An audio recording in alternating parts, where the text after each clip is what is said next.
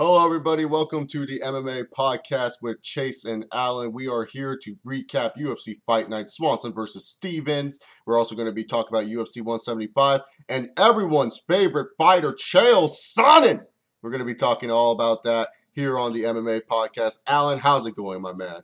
What's up, man? It's been a very hectic week. It's arguably the biggest week for the UFC. You know, it's a Super Bowl, WrestleMania, whatever comparison you want to use. It's it. I know the December card's pretty huge, but you know this is International Fight Week. So. Yeah, this is normally when UFC is like the main spot. You know, July, there's no NBA going on. You know, the only thing exciting about the NBA is like, oh, who is Carmelo going to sign with right now? No NFL talk, nothing going on in any other major sport. You know, baseball is not that major of a sport anymore. I know, sorry, baseball fans for insulting that, but it's true. You know, the only competition they have really is the World Cup.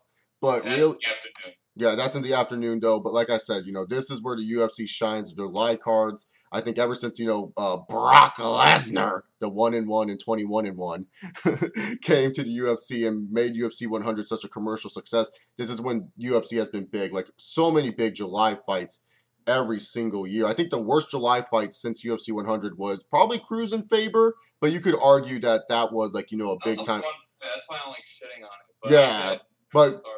Yeah, for star power and promotional purposes, but we got a huge card. But before we talk about UFC 175 this Saturday live on pay-per-view, we also got UFC Fight Night. We saw Cub Swanson and Jeremy Stevens have a fun freaking 5-round war between each other. Cub Swanson impressed me in this fight, Allen, because he survived trouble, man. Like in the second round, I really thought he was done. I was like, oh, here comes the third round. Cub Swanson does not have it in him, and Swanson just proved me wrong, man. I was impressed with Cub Swanson in this fight. That's what I like to see, someone fight through adversity like that. And Cub Swanson did just that against Jeremy Stevens. Jeremy Stevens even impressed me in this fight, too. I was surprised by Jeremy Stevens. I thought Swanson was going to go in and knock him out in the third round. But he stand toe-to-toe with Cub Swanson, and it was a fun fight, man. I had fun watching this fight. I'm not saying that Stevens has cardio issues or he's that like physically imposing, but I do compare him as like the 145 version of Hector Lombard. Basically, you have to survive the early storm. You know, Stevens throws these massive hooks, these big bombs at you, and you basically have to withstand the storm. And thankfully for Swanson, I think Stevens broke his right hand in the third round. I think that played a part in it. But I knew I had a feeling Cub was just too quick. He was going to work the angles and. You know, I knew Greg Jackson was going to set down a proper game plan. Cub worked it to perfection near the end. You know, it was a little nerve-wracking early on, but you can't expect an easy fight with Jeremy Stevens. Yeah, exactly. And, Cub Swanson now, he's in position, hopefully, to get a featherweight title shot soon in the future. I mean, this guy right now, he's on a 6-fight win streak, right? Is that correct? Like, he's on 6 fights? Or good question. He's on a huge win streak. Hold on. Yeah, because I can't remember off the top of my head. Yep. This loss was to Ricardo Lamas. That was in 2011. Yeah, he's on a 6-fight win streak. Yeah, he's on a 6-fight win streak right now. Cub Swanson's just on fire. And it's not like this is like a John Fitch boring ass like 6-fight win streak. This is like a legit like he's kicking ass 6-fight win streak. He's putting on entertaining fights, knockouts of the night, submission of the night win streak. This is actually a good win streak for him. And it surprises me that he hasn't got a title shot yet at all in the UFC. I mean, Chad Mendes is getting a second shot. The Korean Zombie got a shot before this guy. That's just surprising to me. I mean, in all honesty, it's nothing against those guys. Like Chad Mendes, I like a lot, and same with the Korean Zombie. But you would think Cub Swanson, on the roll he is now, you would want to give him a title shot while he's hot, you know? Yeah. Just a counter argument. I think he would have gotten it if he hadn't lost to Ricardo Lamas. Like Ricardo Lamas, not very recognizable, but I think because Lamas had like a 4-fight win streak and did beat Swanson, even though that fight at the time wasn't really much of a big deal. It was actually on the preliminary portion of that card, and I think it was Velasquez dos Santos, the first one.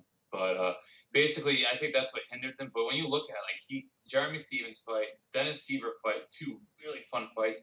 Knocked out Charles Oliveira with that nasty body punch. Mm-hmm. Knocked out Ross Pearson. Like, he's fun. And then his fight with Poirier was also pretty exciting. He's just a thrill to watch. And when you watch Cub Swanson, you just think violence. And he's just this all-action-packed fighter. And, I'm expecting to get touched. I don't know when because, the whole Jose Aldo situation. But he's right there. There's no other contending fight he has to go to. This next fight will be for the title. Yeah, exactly. I hope he gets a title shot soon, and I think he would be like the major threat to Jose Aldo. Even though I joke around that I'm afraid that he would get double kneed into the face again. you know, it it would definitely be like the redemption story. Like I could just see the video package now.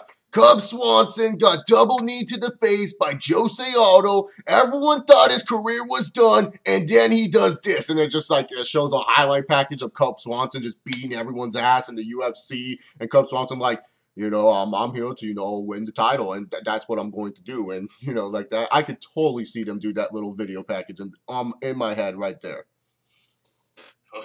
Totally. But That'll be interesting. It's just the featherweight division a few years ago, we were just like, it's just a Hollow and a bunch of guys. Now it's just so many so one act talented. guys. I'm really excited for the division's future. Yeah, and the rest of this card, like there wasn't really any knockouts, like on the prelims. All decision, All unfortunately. decisions, but most of the fights weren't that bad to sit through. Like they weren't like you could sit through. You can sit through these fights. They weren't like really like dull. They were at least okay to me. Like I didn't find one fight just no, this is terrible. Like it was definitely not a full action packed night, but a solid night of fights. I don't think this was one of the more successful fight nights. I wasn't impressed with oh God, I keep Kelvin Gastelum. I always called him Kevin. I wasn't impressed with him like in his fight either. Like not a lot of guys really super impressed me. At the end of the night, but Cub Swanson definitely did impress me. But like I said, like they did a good job to me with this card, and it was fine. Yeah, that'd be interesting with Calvin. I thought he actually lost that fight at Rick Yeah, Story. A me lot too. of people disagree with me. Well, whatever, people have their opinion. But Calvin, it's the second time the first time for the Story fight, he missed weight initially, but then he made it. But this time he just totally missed the weight. Yeah. And, basically said, Mike Dolce costs too much, but man, it just, to lose 20% of your and get no win bonus, it's just, man, you got to make some serious changes to your lives. And yeah, he looked decent, and I still feel like there's still some fat on him. I think he can work his boxing a little bit better, but man, he's definitely one of the bigger welterweights. Yeah, that's huge in this division because there's so many massive welterweights. And I think with Kevin Gastelum, him missing weight and everything, it comes with age and understanding who you are. Because not forget, this guy is 22 years old, right? He's like 21, 22 years old. He's a young. He's our age. Oh no, he is 22. My bad. Yeah, he's pretty much our age, and so he's just like like us. Like he's a young kid. He has a great opportunity. Won the Ultimate Fighter. He's getting paid more than most fighters in the UFC, because when you win the Ultimate Fighter, you get a guaranteed 6-figure contract. And you get a nice win bonus and everything. Everything's going really fast to him in life. Like when you're like someone that's like a 21-year-old and you have all this success in the world, you can get lazy. Perfect example is Canelo Alvarez of the boxing world. Do you know that big white ginger Mexican fighter? Have you heard of him? Yeah. Saul Canelo Alvarez. It's the same thing with him. Like sometimes he'll get lazy in boxing. Like I've seen Sal, like when he faces an opponent that is nowhere near his skill set, he'll get lazy. And Kevin Gastelum, he was looking at Nicholas Masuk, and he probably just said, I'm going to beat him easy. And that comes with age and maturity to the point where, you will understand and you'll get past, that time. So, soon enough, Kevin Gastelum will mature and he will start making weight. It's just right now he's at a young age where really I don't think him thinking about win bonuses and all that crap is on his mind, Yeah, totally. Just a few other highlights. Cesar Buchanche, he beat Andrew Craig. I think the highlight of that fight, Cesar, his stand-up always looks good, but man, I just couldn't help but notice Vitor in his corner. Vitor looking a little smaller these days.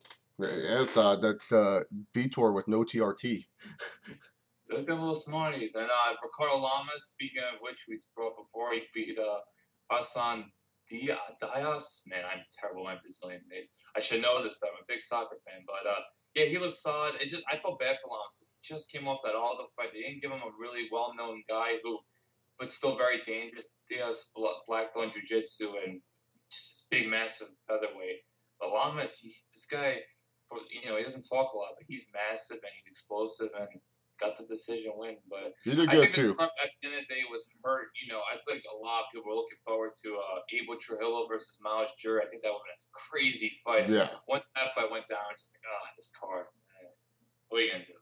Yeah, at the end of the day, it was like I said, a solid fight night. None of the fights were like I would say probably Swanson and Stevens is like the one fight I would recommend to all fight fans. But just in general, I wanted to tell people to go out of their way to, see this card. Just definitely Swanson and Stevens for sure if you haven't seen it. Fun freaking fight. Showing that Cub Swanson does deserve a featherweight title fight in the near future. All right, that's enough about fight night. Let's talk about our main man, Alan. Chael P. Sonnen. Fired, gone, no longer a part of the UFC, left the UFC on Fox team. Pretty much failed another drug test. Well, not surprised there. He's taking that professional wrestling drugs, the HGH, apparently, right? Is it HGH he's taking? Yeah, HGH got called with. Yeah, he's taking HGH, and apparently he's taking it because he needs to make babies with his wife, which I kind of understand, but at the same time, I don't get how you don't have enough testosterone to, ejaculate enough sperm into your wife's vaginal area. But hey, it's Chael Sonnen. He does whatever he wants. But boy, what a loss for the UFC. I mean, Chael Sonnen, let me just say this. Like, whether you love him or hate him, he was always a great figure for the UFC, great knowledge of the sport, great talker. He never really did shit in the UFC. I mean, I think obviously his career highlights is his Anderson Silva, fights. But other than that, Chael Sonnen was such a great little figure for the UFC, and to lose him altogether, that must hurt, a little bit. Do you think there's any chance he'll come back ever? Uh, See, it's so hard because they were so dependent on him. And right away when this happened, I thought of when he got busted for HGH. I was like, okay, I want to see if the UFC still biased. Because remember, Stephan Bonner got busted after he lost Anderson Silva, and he's been essentially erased from TV, all the media responsibilities. He just hasn't been mentioned. I think he works for new promotion, CBS Network. Wow, how I know Titan FC. I think now he's like a commentator there. But the UFC just erased from Stephan Bonner, and but even though Bonner was a big deal, I feel like Chael obviously a little bit more of a big deal. Mm-hmm. Look what he did. But I think it's too early to tell right now. I think eventually time heals wounds, and Dana really, really loves Chael. Yeah, That I Chael. think Dana was more upset that they had to let go of Chael. Like I think Dana said in a recent interview, they had no choice; they had to do it. Yeah, Like, yeah. You can't, because man, you gotta keep the integrity of the sport regardless. When HGH is such a significant drug. Look at Lance Armstrong. yeah, He's another guy that's been busted with it. Then they'd ostracize him. These aren't. It's not like he didn't get called. What he initially got called with. Drugs that basically to help him. I think he was trying to get his wife pregnant. yeah. Stuff like that. Like that's that you could just pass along with. But man, HGH doesn't get any worse than that pretty much in terms of failing drug tests. And look, he's gonna be missed, but you gotta keep the integrity of the sport. And I'm just shocked another fighter has reached, the Josh Barnett level. And to just add on to that, two of the most charismatic fighters and probably ever when you think about it, in terms of, cutting promos or talking to Mike, Chael Sonnen, Josh Barnett have been busted on 3 occasions. It's like, how does this happen to the most charismatic guy? Now I have a question for you. So Chael Sonnen, he cannot fight anywhere, right? So Bella shit can't pick him up and say, "Hey, Chael, come over here and do promote." Could Bellator pick him up to do commentary and stuff? I don't think so, but I don't know if you forgot, but next month he's supposed to be performing at Metamoris in a jiu-jitsu match against, I think, Andre Gaval. Like, he's headlining a pay-per-view for a jiu-jitsu contest. And Josh Burnett's also on that card. So, like, once again, Chelsea and Josh Burnett are associated. And there's a link out that came today. They're not testing for HGH according to one of the Gracies. I forgot who. But just a big mess, and just it sucks for this to happen during the biggest fight week, Mm-hmm. and when everyone wants to be focused on that. Like, think about it. Chael's supposed to be fighting this Saturday, right? He was supposed to be, yes. He's supposed to be fighting this weekend. And now it's just like, I think right now Chael, he's gonna keep a low profile, and hopefully in 6 months to a year go back to UFC. I don't think he wants to go Bellator World Series. I think he's gonna be smart with his money. I think he's going to step up his promo game for Metamoris and try to milk all the money he can out of them, for the jiu-jitsu match he's doing. I think it's on August 9th. So, no, I can't see him winning. No shot. What if, say Vince wants to be a little bit edgy, and everyone has said that Chael should do professional wrestling. Could you see, Vince trying to do something counterculture and, try to get some interest in his product right now and say, Chael, come say professional wrestling. What if they did Chael in some pro wrestling type gig? Because he would fit perfectly for what Vince wants in a superstar. Yeah, it's true, but honestly, crazy enough, I don't think they give a shit. I feel like they just, they got Brock Lesnar. Otherwise, they don't really look at MMA that much. And I think if they want to try to keep the integrity of the sport, if they sign a guy that just got busted for HGH, they Well, drop. I'm just saying because Vince has signed Mike Tyson after he like raped a chick, so I'm pretty sure that he doesn't give a fuck. And he Yeah, signed Floyd Mayweather after Mayweather beat his wife. So I guess it's more of a politically correct world since 2014, not what was it, 1997 with Tyson. Floyd, that's a good point, but I just feel like they just want to keep a clean image. People forget when TNA signed, what was it, King Mo? King Mo got busted. I think it was also HGH for in Strikeforce. He got suspended for a year. yeah. I remember, what did he get busted for? He knocked out Lorenz Larkin, but then he got busted and was out for a year. And then he signed with TNA, and people were just like, oh, TNA signed that question. Speaking of Not King Mo, all wrestling here. But, speaking of King Mo, he's actually an independent wrestler now. oh, Yeah, he's independent wrestling. But yeah, Chael, he has a bunch of avenues. Do you think like I don't know, would ESPN sign him to talk MMA because he's no longer working with UFC? He has great relationships in ESPN, and I don't think they drug test at ESPN. Do you think ESPN would sign him because he would be a good figure for their MMA shows, and people would probably watch their MMA shows knowing that Chael Sonnen's there? I don't know if ESPN really cares about MMA anymore. You notice that they only cover they Yeah. cover on their website, but they don't have like the inside MMA. No, that's Access TV. Like back in the day, remember they used to have like John Anik Yeah, or MMA. It was called MMA Live. what's the MMA Live? Okay. Yeah, it was called MMA Live. I remember I used to watch that like every Friday night after Friday night fights, and they would just give it. Yeah, it's such a shame too because like I like Chael, like he was always funny, and he's definitely someone that like a lot of like casual UFC fans they know who the fuck Chael Sonnen is. I mean, Oh yeah. they're like because like that dude like here was Anderson Silva, the at the time pound for pound best fighter in the world, untouchable, and all that other crap. And here's Chael Sonnen talking all this shit, and people wanted to see if he could back it up, and he did. And if it wasn't for a random triangle choke and miscommunication tap, we could have seen Chael Sonnen as the new middleweight champion. Don't forget he failed the drug test. Yeah, he failed the drug test too. Once again, sorry to bring. Well, so would that cancel the loss to Anderson Silva? Would that? Yeah. Because remember, what was crazy looking back? I remember I was talking to Ariel Hawani about this. UFC 116, Shane Carwin, he wants to be pro wrestler, but then there were rumors circulating that Shane Carwin also was like associated with some steroid things. So how crazy it would have been if Carwin and Sonnen both would have won and possibly would have been busted. I don't think anything happened to Carwin, but I remember there were like heavy links towards him in some steroid case. I don't know the full details. Oh my god, that would have been terrible. Because Because not only that, because if you look at that, the UFC Heavyweight Championship, and I don't care what anyone says, when you hear Heavyweight Championship, that's supposed to be the guy of your company. No matter wrestling, boxing, or whatever, heavyweights just attract people. Heavyweights have always been the draw in all of sports, and so it's just your UFC Heavyweight Champion who beat Brock Lesnar. He's the heavyweight champion, and then all of a sudden, Chael Sonnen beats what people call the pound for pound best fighter in the world in Anderson Silva, and both of them get caught with steroids. Oh my god, that would be terrible. Yeah, and you have to think, with how much UFC is implementing a strict drug testing program, like they're really going super hard at guys. Man, you got to think that at the time in 2011, if Battlestar over him after he beat Brock, they would have tested him. You would, assume that he probably would have got busted. So they dodged some bullets, early on. But now UFC, they've been forced into basically going into these strict drug testing. It has to be random and basically to clean up the sport because there's still a lot of people out there that question integrity, which is unfortunate. But look, TRT Well, that's what happens with a sport that's so young in the casual medium.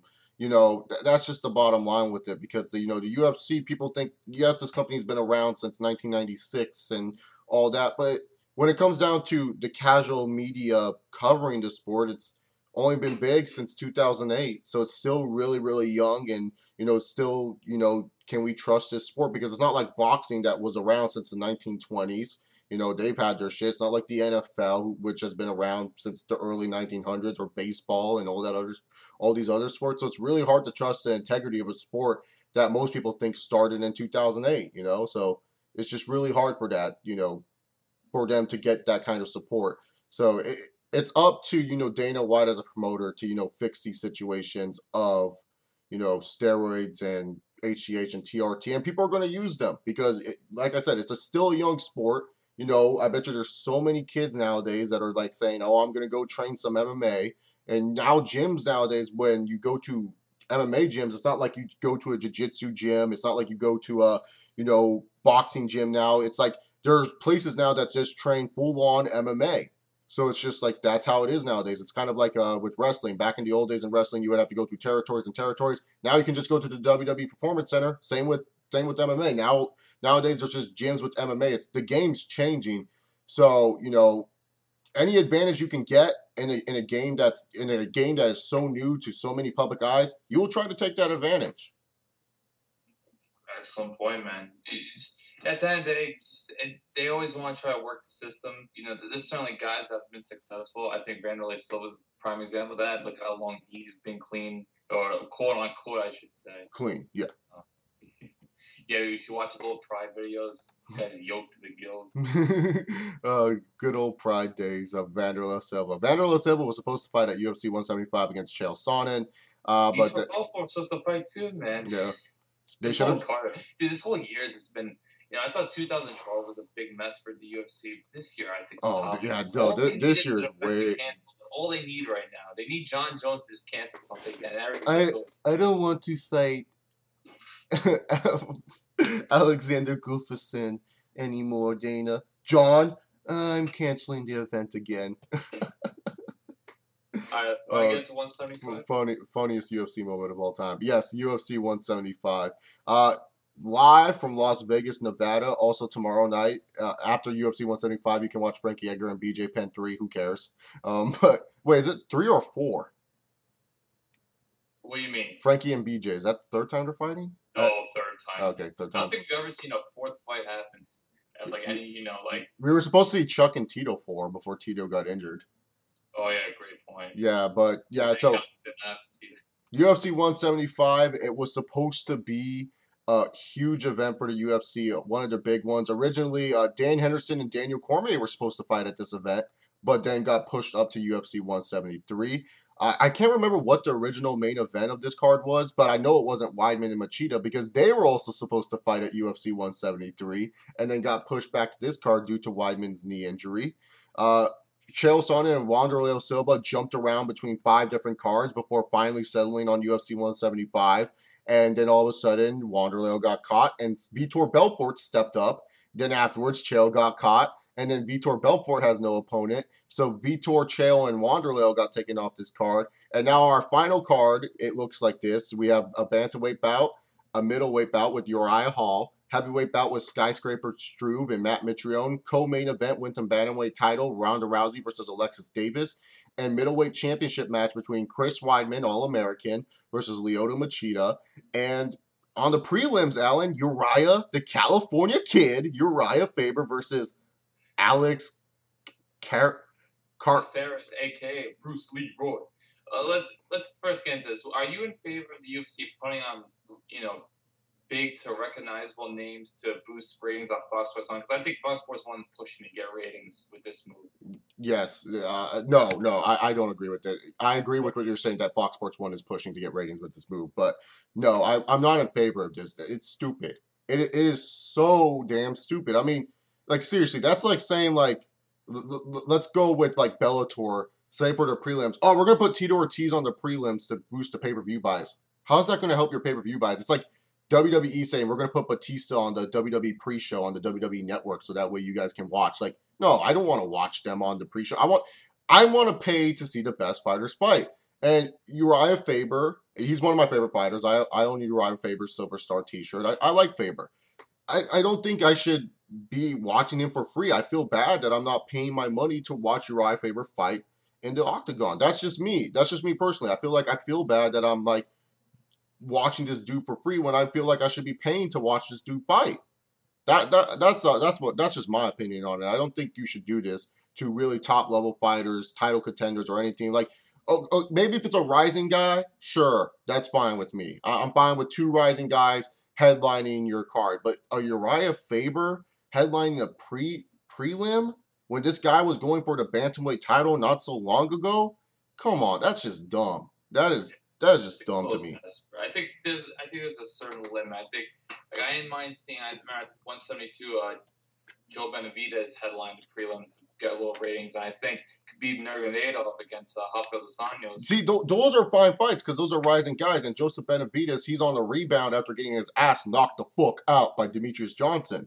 So that's fine. But Uriah Faber, it was like his last loss was so controversial. You know, everyone's like, oh, Herb Dean called it off early, and Faber for the torn hamstring. People forget that for the torn hamstring. Yeah, exactly. So like, it wasn't like Uriah Faber got his ass kicked to where you have to like repackage him and re-show him on the prelims. I mean, he deserved a main card. Does his opponent deserve a main card fight? No, I don't think Alex deserves a main fight. But I mean, why Faber on the prelims? This is just dumb to me. Like Uriah Hall, if anything, versus Thiago Santos should be on the prelims. Yeah, because that's an ultimate. He became a not big star, but he became well known from his time on The Ultimate Fighter, and where he's kicking dudes' heads off. And I feel like it was smart for him when he fought. I think it was Chris Lieben. Yes. That as the headliner of Fox Sports. I was like, dude, that's perfect because everyone knows Chris Lieben. He was done at the time, and Uriah Hall, he was, I think, fighting for his job. He was on a 2-fight losing streak. Yeah. But yeah, dude, I think UFC at this point, I think their mindset was, look, people are going to pay to see the two top fights. Faber. Oh my god. They don't feel like he's going to draw many viewers. I disagree with that. Like I said, I'm with you. I think Faber's still a huge star. I think he's the biggest star under 170 when you look at it. I mean, he has the most promotion. I mean, like he's a big star when he tricked people that they're going to do this full combat Sky League. Do you remember the AMP commercials what AMP recently did with that full combat Sky League? People thought Uriah Faber was actually starting that shit. Really? Yeah, people actually thought that shit was real. Did you not see those? Sorry, what happened? Okay, so AMP, you know his sponsor, AMP Energy Drink? Yeah. So they told Uriah Faber, we're going to have you pretend that you're starting a new fight league. It's called the Full Combat Sky League, where these people jump out of an airplane and they fight in the sky. Oh, okay, I heard about this. My bad. First, I was like, what is he talking? Okay, yeah, I heard about Faber doing this. Yeah, and so people thought Uriah Faber was actually going to start this shit, but it was actually just a joke by AMP Energy the whole time. Dude, I would love to see like Anthony Pettis in that because it was freakish. Any freak athlete, I like to see try doing that. Yoel Romero, any of those giants. You know who I was looking at the prelims for this also? Chris Camozzi is on the prelims. What the fuck? He's still around? Yeah, he's interesting case, man, dude. He was 6-2 at one point. Yeah. He took a short-term fight in Jacare, which, look, I guess he had nothing to lose. You want to take it, fine. But he was screwed going to Brazil, fighting Jacare. Then he fights Lorenz Larkin. And Lorenz Larkin, he's been disappointed. But still, like, Chris Camozzi's a very small middleweight. I'm shocked he hasn't made the move to 170 yet. And Larkin's just this massive guy. He's been fighting these massive middleweights, and I don't know much about Bruno Santos, but I don't think he's that massive. So yeah, no, I was just looking at the prelims and I was like, Chris Camozzi is still. I mean, he had talent. Don't get me wrong, but he just never panned out. Last year, in Jacare. Yep. Anyway, let's get into the fights. We both like Faber, I assume. Yeah. Oh, yeah.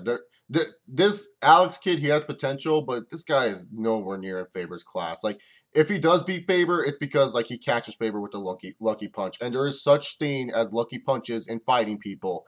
That it's not an insult if someone catches someone with a lucky punch. That's a good thing. So don't get upset when someone says that.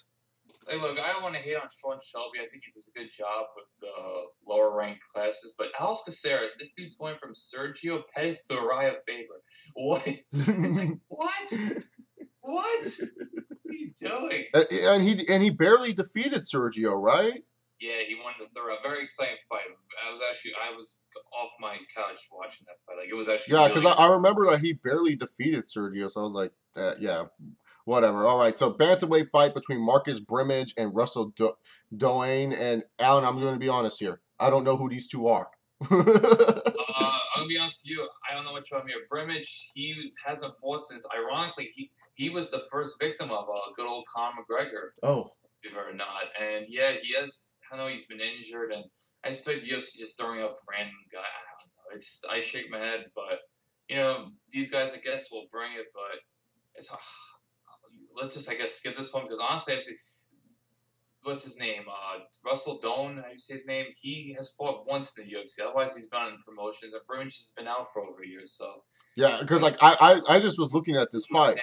Why is this on the main card? Like, I get it. Dana likes to always like find kids with potential on these 4th of July cards and, give them the opening fight because he's like, oh, this kid will shock us and everything. But this is your 4th of July card, man. This is like me fucking saying at WrestleMania, oh, I want to book like fucking Tyler Breeze versus, I don't know, fucking one of the Claude villains from NXT. That's just stupid. Like, this is not a fight I want to see. And, I'm going to a movie theater for this at Movie Co. in California. So if any of you guys are in town, are in the Thousand Oaks area and you want to watch some UFC with me, that'd be cool. But yeah, I think I'll be drinking beers and taking a piss during this fight.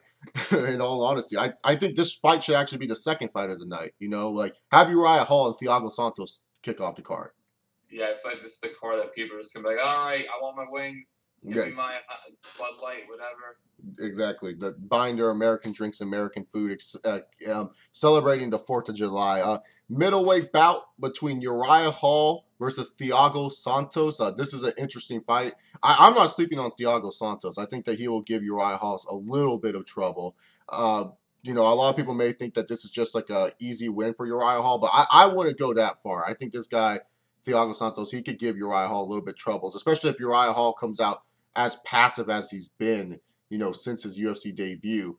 I think that he can give Thiago Santos a little. I think he could give Hall a little bit of trouble, but I think Hall will pull out the win decision, unanimous decision. Santos is known as being aggressive. He doesn't really work on his not working. He's not much of a grappler.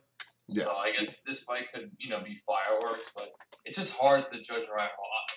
To be unbiased, I'm gonna obviously be unbiased, but I got to really hang out. I actually hung out with him last February during the UFC Black History Month tour, and it was him and Demetrius Johnson. And we were like at this restaurant. Karen Bryant was there, and we all like hang out. And like I just talked to this guy. He's still searching for himself. He doesn't really have a camp. He's been looking around. He's still struggling with because he's like the nicest guy, but then it translates into the octagon. Like he needs to become this killer again. Like if you remember the John Howard fight, he was like high fiving John Howard. Yeah. Even he admitted he's like, I don't know what I was doing. He's just like, I'm just too much of a nice guy. And so it's like he still has problems with that. He needs to show that killer instinct we saw in the Ultimate Fighter. I do like his chances here because I feel like, you watch the Lieben fight. Granted, I think Thiago Santos hopefully is much more athletic and smarter than Chris Lieben is. I think Chris Lieben is just done. But Uriah Hall, man, very good counter striker, and he knows how to kick.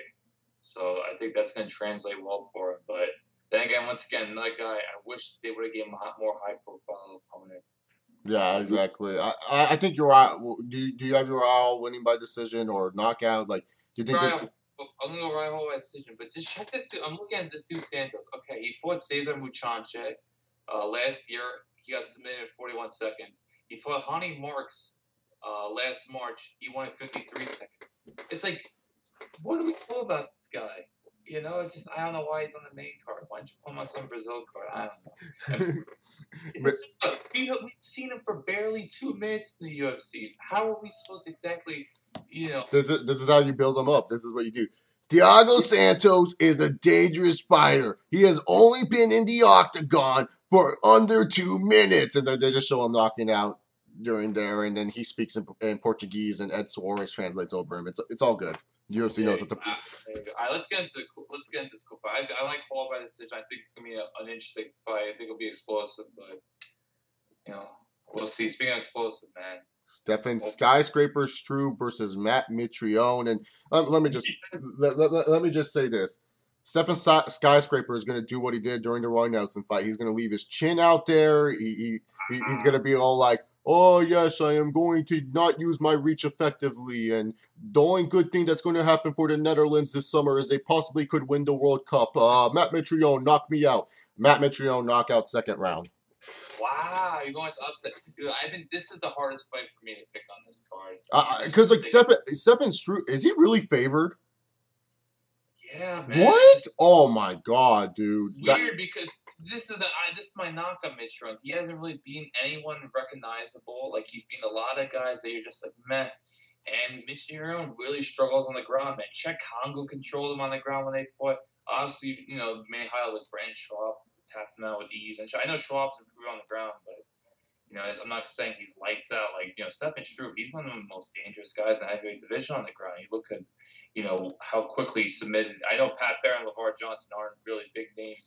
They're probably like the worst guys ever on the ground. But Struve's dangerous. But my concern for Struve is, like you say, he gets in these wild brawls that are so unnecessary. Yeah. Dude, 7 feet tall, 84.5-inch reach. It's like, what are you doing?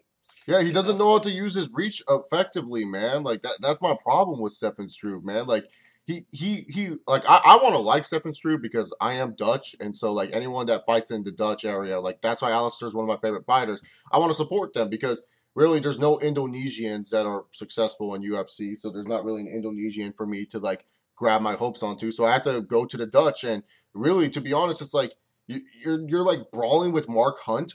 Are you asking for yourself to die? Do you really just want to like don't brawl with Mark Hunt? I mean, it was a good fight, but it was like, well, why are you brawling with Mark Hunt? That's just the dumbest thing I've ever heard in my life. It's just he doesn't know how to use his reach effectively, and his chin. Like I don't think it's that strong. Like I think Matt Mitrione, he has punching power. I really do. I think Matt Mitrione has good leg kicks too. Very good leg kicks. I think he has underrated stand up. Yeah, like you said, he hasn't beat anyone worth a damn in the UFC. But at the end of the day, and yes, his ground game is terrible. But at the end of the day, I think Stephen Struve, if Matt Mitrione can make Stephen Struve not go for the takedowns and just force Stephen Struve to stand up and brawl with him, it will be all over for Stephen Struve. I think Stephen Struve gets knocked out in the second round of this fight. Now we'll see Saturday if it's for verification. But Struve was basically talking about, look, he's been out for a while. He's obviously had a very bad health. Large heart, and he was basically saying how in the Hunt fight he was only at 70%. He was getting tired. He's like he couldn't even keep his hands up on point. He's had a lot of health problems, And look, he's a young kid. He's already had 31 professional fights. He's only 26, so. I don't want to give him too much slack, but obviously it's just, for all Mark Hunt saying, what are you doing? And then, I don't know if you remember the Travis Brown fight when I think he was trying to throw like a flying knee, and he just super hit. Dude, that's still one of the most nastiest knockouts I've ever seen. Struve's body just literally, just collapsed. It was like a tower collapsing. Timber. I remember was it the Roy Nelson fight? I remember that was the funniest fight I've ever seen with Stephen Struve because first the power went out before the fight. And then afterwards they come back and I'm like, oh, I'm all excited for this one. And then all of a sudden it's like, it is all over. Roy Nelson knocks out Stephen Struve, and make sure to check out Subway. Eat fresh. I was like, oh my god, it was embarrassing. But I feel like you have a lot of emotional interest in this fight because obviously Struve is Dutch, but let's not forget, man, Mitrione is your long lost brother, man. Yes, Mitrione is.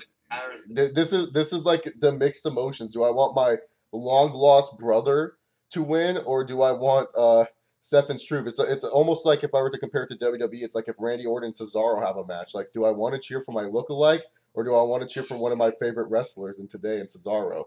So this is the comparison here. To finish my pickup, I'm gonna go with Struve. I'm not very confident pick. God, if you put money on Struve, man, you have a lot of balls. I just think at the end of the day, man, if he's getting tagged in the first round, like in the second round, he might even pull guard, man. When he fought LeVar Johnson, he's like, screw this. LeVar Johnson, all you can do is punch. I'm pulling guard. I'll get an arm bar. And look, Matt Mitrione, like I said, man, he just looks lost on the ground.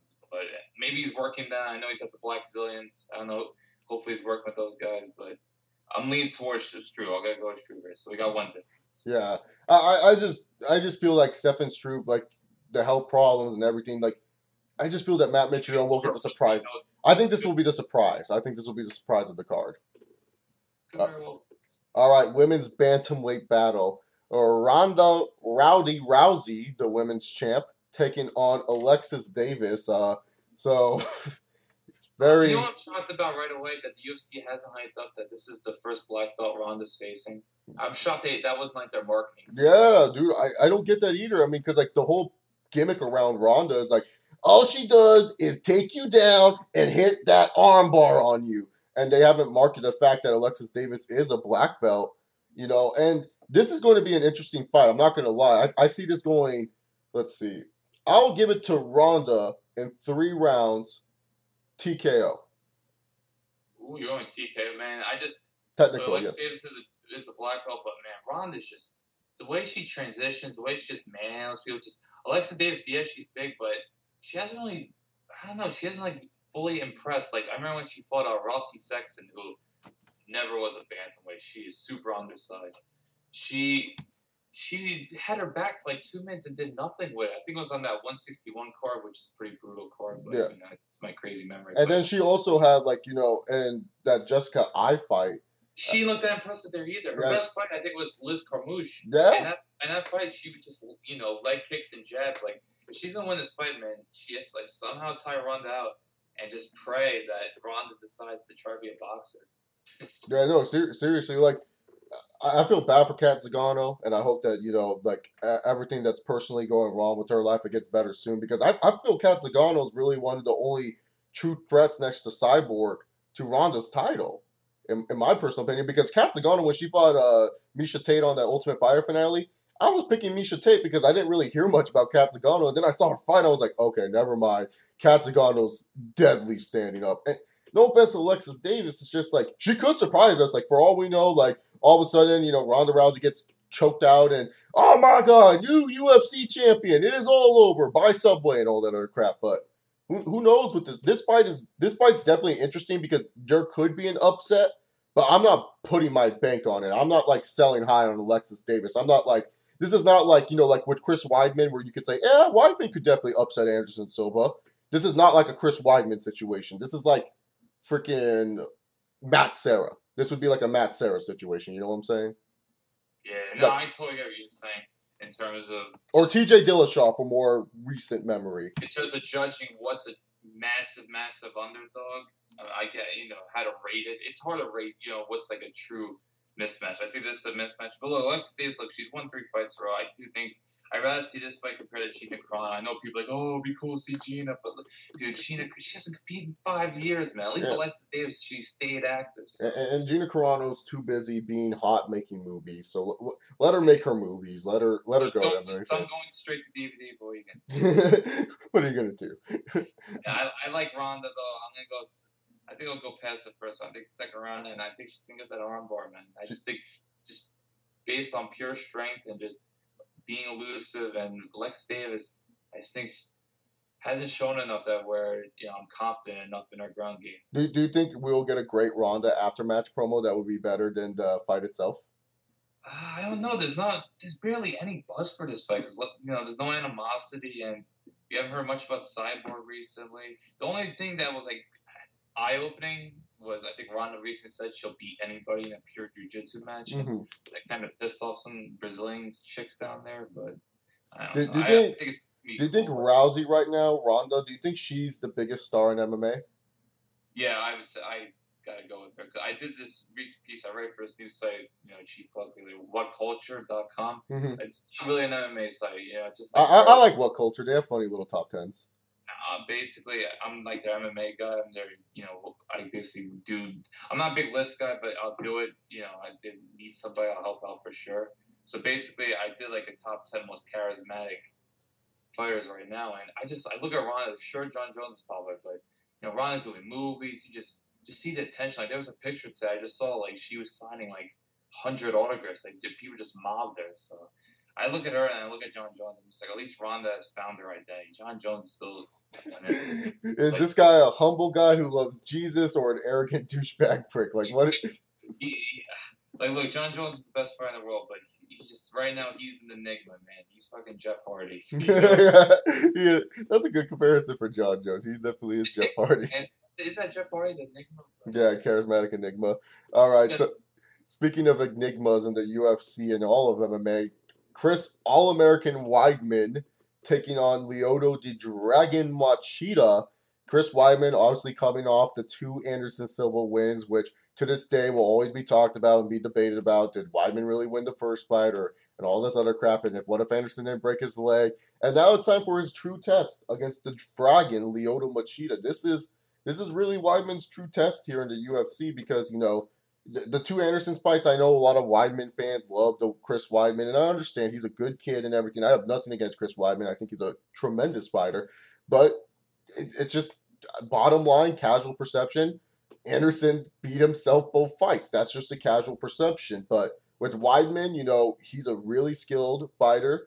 This is going to be an interesting fight, how he handles Machida's style. I'm looking forward to this fight a lot. I hope it's not a boring fight. I hope that Machida actually becomes the dragon like he was against Rashad. I think Machida loves when he faces guys who are wrestlers that love their striking too much. And that's the thing with Weidman. I think he's a wrestler that may tend to fall in love with this striking a little bit too much. That's why I have to give the edge to Lyoto the Dragon Machida, fourth round KO on the All American Chris Weidman. I think if it even is a little dull, I just the suspense of the fight itself. Yeah, just a suspense. But one thing I've noticed with Machida, I really like it, is that so far at middleweight, he's looked to be more aggressive. Like if you watch his last few light heavyweight fights against, you know, Dan Henderson, Phil Davis, he just looked lethargic. I'm not going to question his motivation, but he was just really looking for the counter shot. Now he's being more aggressive. Against Mousasi, he really took it to Mousasi at times. So that's really good to see.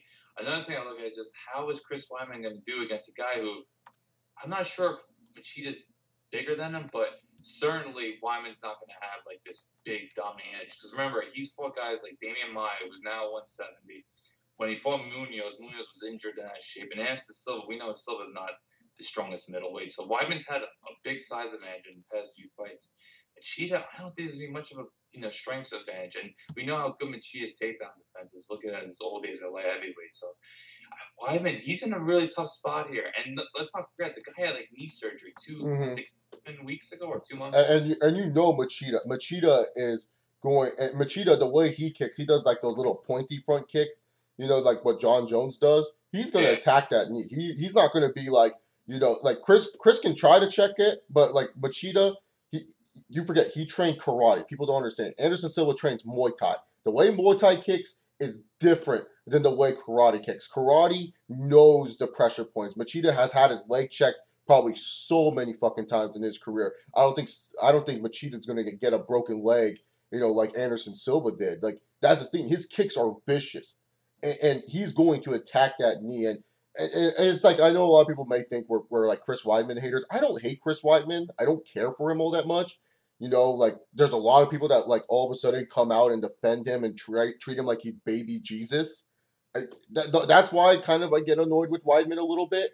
But I just see, like, Machida, if you watch the Rashad fight, Rashad is like Weidman to me. Look at Rashad. Remember, Alan, Rashad undefeated. Who can stop this man? You know, defeated a huge fan favorite in Forrest Griffin. Anderson Silva is not really a fan favorite, but a huge fighter in Anderson Silva. You know, impressive wrestler, you know, but loved his striking too much because he was getting all these KO wins. Same with Weidman a little bit. Got KO wins over Munoz and, of course, one of the best of all time in Anderson Silva. You know, this is up Machida's alley. You're a wrestler who wants to try to strike with Machida? Oh, hell yeah, he's down to fight you. I mean, you don't have a reach advantage over Machida. You're not like John Jones, who's this weird, lanky figure that Machida can't figure out and is just much more stronger than Machida. You're a wrestler. And Machida, he will take that any day of the week. He will be fine with that. The only problem with Machida is if he gets taken down too much. That's when Machida loses this fight. Yeah, pretty much. Weidman, he's just deceptively athletic. He's obviously no joke on the ground. He almost got that leg lock on Silva. And yeah, like I said, I don't hate Weidman. I met the guy once. Super nice guy to me. He talked for like a few minutes. And, you know, he's only lives about 20 minutes away from me. So, no, there's no – and thing, I kind of feel bad for Weidman because – when you look at his career, he's done everything he's supposed to on the stat sheet. You know, when you look at the record sheet, he's essentially dominated. He hasn't lost a round, and I don't know when. Like, what he's doing right now is what he's supposed to do as a fighter. But I just look at this match, it's just Machida just doesn't. He rarely gets manhandled. I can't remember the last time someone's really taking it down and taking it to him. Obviously, John Jones beat him, but like, who really else has done it? Like, give me a break, Phil Davis. That fight, and when the Rampage fight was questionable. And, even Rampage knew that fight was questionable. Do you remember Rampage's face where Bruce Buffer said, "Quentin," and he was like, "What? I won?" Like the last true fight I feel Machida lost was the Dan Henderson fight because he was being too freaking No, modest. let's not forget the John Jones. Oh well, yeah, the John Jones fight, but I'm talking about decision wise. Oh, you thought he lost Henderson? I totally disagree. I thought he was just too passive in that fight, man. Like he did not do enough. Dude, and did nothing. At least Machida had. I remember Machida hit that nice sweep at the end of the first round, and then he had a nice few kicks in the round. I don't know. I just feel like, man, if you're doing nothing, it's just like, how can you win? I don't care how aggressive you are. Yeah.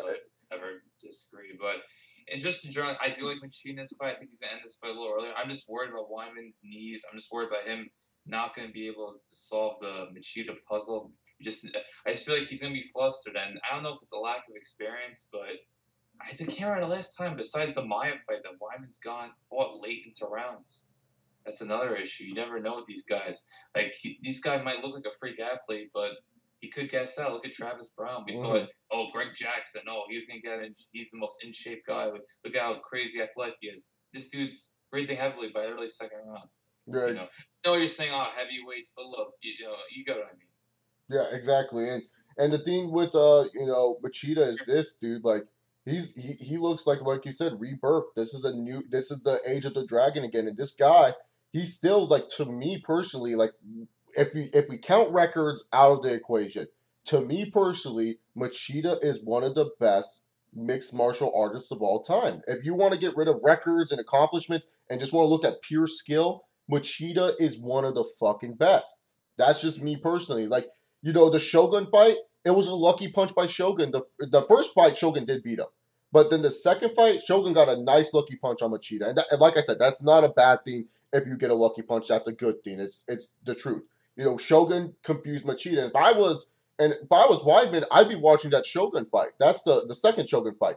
The first and second Shogun fights, those are the two fights I'm watching because Shogun knew how to solve the Machida puzzle. But then again, Shogun and Machida, used to be friends and all that other crap. So they obviously knew each other's fighting styles very, very well.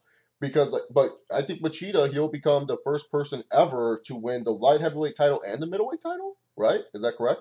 That would happen, but he'll be basically the third fight ever. BJ Penn and our good pal Randy Couture won. Fuck you, Randy. Multiple titles and one titles in multiple weight classes, I should say. Yeah. So Machida would be the third guy. Yeah, like I said, I'm picking Machida. I just think at the end of the day, Wyman, he's not gonna be able to man him, and this is gonna be a striking match. And I don't think Machida's gonna be doing any dancing, and I don't think any of his leg kicks are gonna get checked. Yeah, and who do you think Dana wants to win this fight? Probably Wyman. I feel like while Dana appreciates Machida for what he's done, I feel like Wyman, they really want to make this guy into a big deal. And I think they want Wyman versus Vitor because Wyman's kind of criticized Vitor publicly for his TRT use and all that fun stuff. Yeah. But then again, Vitor versus Lyoto, you do that in Brazil. I think either way it's cool. Yeah, I think Dana would rather want Lyoto to win, so that way you can get Weidman versus Silva 3 without a belt. Dude, man, we're doing Silva Diaz. I don't. Yes. We're doing Nick Diaz. Enough of this third fight crap. It's the Harrison versus Diaz. I'm making that stance. Nothing's gonna change my mindset, man. I hope you're down with this. Oh, I want Anderson and Diaz, the UFC 200. Come on, man. Nope. Screw that. And Super Bowl weekend. We need something exciting. Both our teams are going to make the Super Bowl. Yeah, exactly. I don't want to see the Broncos versus Seahawks again. Or Broncos versus 49ers. Really crazy about. And Anderson Silva, Nick Diaz, man. I swear, every podcast I'm going to bring this up now. Anderson Silva, Nick Diaz for Super Bowl weekend. Yeah, but UFC 175, I think this is going to be a good show. Hopefully all the fights deliver. I think the first two fights are going to be hit or miss, but upwards, the three, the third fight on the card, co-main and main event, I think they will deliver to the expectations, and I feel they will be good fights. And I just want a good show. I want a fun show. I'm taking a bunch of people. I'm going to the movie co. This is going to be my first time watching UFC on such a big screen. Awesome. It's gonna be fun. It's only $15 for anyone who's interested. Who lives in the Moore Park, Thousand Oaks, Simi Valley area. If you want to come down and hang out with me. I have no problem with it. I'll talk MMA with you, talk pro wrestling if you want to talk pro wrestling, sports or whatever. Just don't ask me where Carmelo Anthony's going because I don't give a shit where that piece of shit's going. I don't. I don't give a fuck about Carmelo. Fuck him. But anyways, that Anyway, yeah. that's it with UFC 175. Alan and I will be back hopefully maybe next week, maybe not. Depends on our schedules to talk Slam it about next 2 weeks. next two Definitely. weeks to talk about all the stuff that happened. Let's just give a quick prediction for Frankie and BJ. Frankie Edgar wins. Oh shit, we didn't even mention this. Oh man, I feel bad. Yeah, I'm excited to see how BJ looks at 145. Just because I feel like, thank God he's not fighting at 170. I feel like BJ's actually gonna be in real shape. But man, Frankie's just too quick. I think he's just gonna take down BJ at will. Unfortunately, I don't think I'm gonna be able to see this fight live because I work Sunday nights. But obviously, I will see. I'll TiVo it, whatever. Yeah, But yeah, exactly. no, I do like Frankie. And we'll end in decision because we know BJ's not getting knocked Yeah, out. so we'll talk about UFC 175 when we come back. UFC. I'll have my own personal UFC 175 recap on my channel. And then not only that, we'll be talking about the Ultimate Fighter finale with Frankie Edgar and BJ Penn. I believe there's a fight night card if we do this again, like the week of if we do it again, right? There's a fight Not night. next week. Next week's thankfully a free week. You can relax No, with it. but in 2 weeks when we do it again, there will be another fight night card, right? Two fight nights Two actually. fight nights. One on a Wednesday and one on a Saturday. So we'll probably do earlier in the week, probably sometime then we'll preview it. Yeah. And Cowboy Jim Miller, so I will definitely amped up for it. Yeah, and then afterwards, also talk about how long is have they replaced Jose Aldo yet, or no, or will we get that later on? Dude, it just happened like 24 hours ago. Oh, really? So what happened to Jose Aldo? Ride another motorcycle? We don't know. He just got hurt some kind of training, but Okay, so yeah, we'll also talk about UFC 176 and probably more developments of that when it comes. But thank you guys for listening to the podcast. We really appreciate it. All the support of this. I love talking about MMA with Alan. I wish I could do more MMA on my channel, but it's hard to keep up with MMA. Always doing some crazy stuff, but definitely very excited for UFC 175. Any Bellator cards coming up that we could preview too? Scott Coker, he's just changed everything. Okay, so no Bellator cards, nothing else really going on. Oh, Ultimate Fighter 20, all females edition. Straw weights are being introduced. That should be a little bit interesting. We'll talk about that next show. But thank you guys for listening. See you guys in 2 weeks when we recap UFC 175, Ultimate Fighter, and so much more. Thank you all very much. Later. Peace.